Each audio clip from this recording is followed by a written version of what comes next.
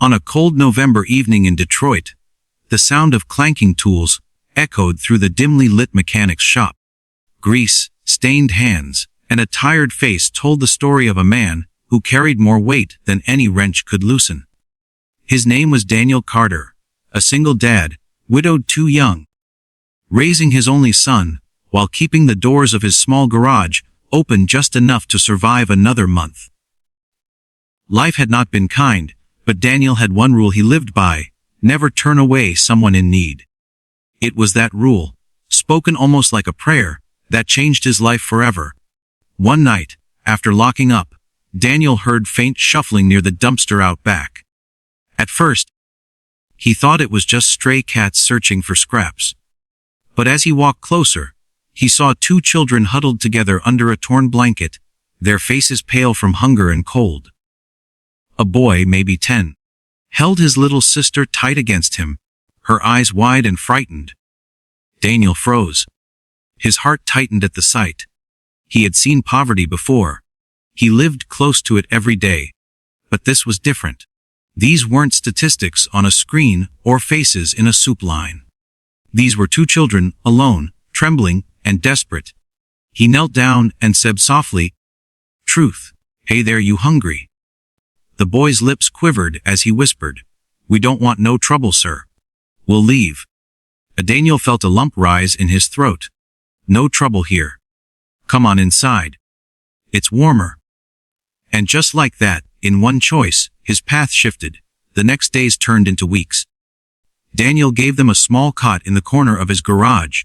He cooked simple meals, scrambled eggs, hot dogs, whatever he could afford, and made sure they went to school with his son. The boy's name was Marcus, the girl's name Lily. They had been abandoned after their mother fell into addiction and never came back. Neighbors whispered, some warned him. "You've got enough on your plate, Dan. Don't go taking in strays." But he ignored them. He saw something in Marcus's protective eyes, something familiar. The same way he had tried to shield his own son after his wife passed. He knew that pain. Truth. That desperate fight to be strong when you're still a child yourself. Slowly, the children opened up. Lily began drawing pictures in Daniel's garage, taping them proudly to the oil-stained walls. Marcus started helping him with cars, learning how engines worked. Daniel's son Jacob, who had been withdrawn since losing his mother, suddenly had two new friends. Lotter returned to that little garage. Life wasn't easy. Bills piled up. Some nights they ate canned beans, other nights they went hungry. But they had each other, and that bond was stronger than any hardship. 20 years passed. Daniel never became wealthy. His garage was still small. His clothes still smelled of oil and sweat. But the children he once sheltered had grown into adults with bright futures. Marcus became a lawyer. Lily pursued medicine. Jacob, his son, built his own family. Daniel often sat on the porch at night, staring at the stars, wondering if he'd made any difference in the world. He thought of all the sacrifices, the loneliness, the back-breaking labor. He never once regretted opening that door years ago, but he never knew just how much that act of kindness would come back to him. Until the night everything changed. It started with flashing lights. Daniel was accused of a crime he didn't commit. A robbery gone wrong, linked to a former employee who had used Daniel's garage address on stolen paperwork. Evidence stacked against him. Witnesses missiled the court. His past of financial troubles made him look suspicious. The gavel fell. Life in prison without parole. Daniel sat in shock, hands trembling, eyes empty. He felt his life collapse in a single breath. He had raised kids, fixed cars, worked hard, and now the world branded him a criminal. But someone in that courtroom wasn't about to let it end there. Truth. Marcus stood up. Now a well-respected attorney, he declared with fire in his voice, "Your Honor, I will not allow this miscarriage of justice. I owe my very life to this man. 20 years ago, when no one else cared, he saved my sister and me. He gave us food, shelter, and love when the world abandoned us. Today, it is my turn to save him. Lily, sitting in the gallery, broke down in tears. She wasn't a scared little girl anymore. She was now a doctor saving lives every day, and she owed it all to Daniel. The courtroom buzzed. Reporters scribbled notes. The jury looked stunned. The judge paused, then granted a retrial. Evidence was re-examined. Marcus tore apart the prosecution's case, piece by piece. Lily testified, not just as a doctor but as living proof of the man Daniel was. The truth finally came to light. Daniel was innocent. When the verdict was overturned, Daniel fell to his knees, overwhelmed by the flood of emotion.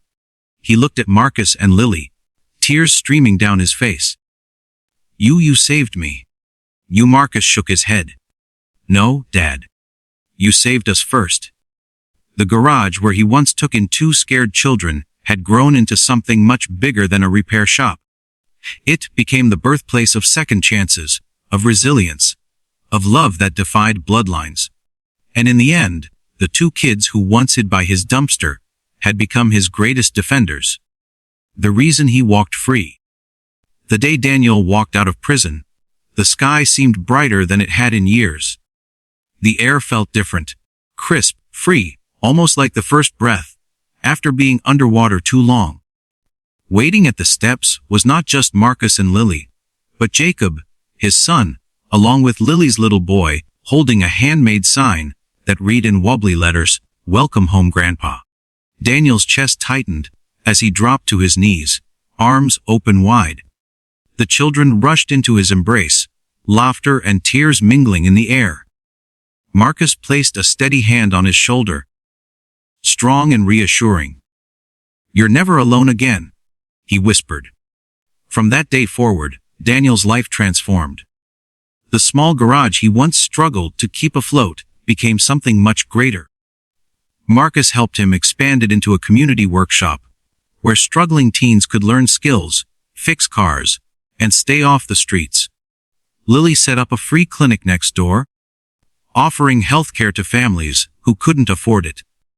Jacob often brought his own kids to spend weekends learning from their grandpa, handing him tools just as he once had as a boy. People in the neighborhood who once judged Daniel now admired him. Local papers told his story. A single dad mechanic who had taken in 2 homeless kids, and 20 years later, those kids stopped his life sentence. But for Daniel, the real joy wasn't the recognition. It was in the quiet moments. The sound of Lily's daughter giggling while drawing flowers on the garage wall, just like her mother once did. The sight of Marcus teaching a teenager how to change an oil filter, his voice patient and encouraging. The warmth of Sunday dinners where 3 families, bound not by blood but by love, sat together around one crowded table. One evening, as the sun dipped below the horizon, Daniel sat outside the shop with his hands, still carrying the faint smell of oil. Watching Marcus toss a football with Jacob's son, and Lily laugh as her daughter tried to chase them. His eyes filled with tears, but this time they weren't from sorrow. They were from gratitude. The kids he had once rescued had given him back more than he could ever imagine. Not just freedom from prison, but freedom from loneliness, freedom from despair, freedom from wondering if his sacrifices had been worth it. Because now, as he looked at the family that surrounded him, Daniel knew the truth. Every moment of struggle had led to this. Truth, every act of kindness had built this life. And for the first time in a long time, Daniel Carter felt something he thought he had lost forever: peace.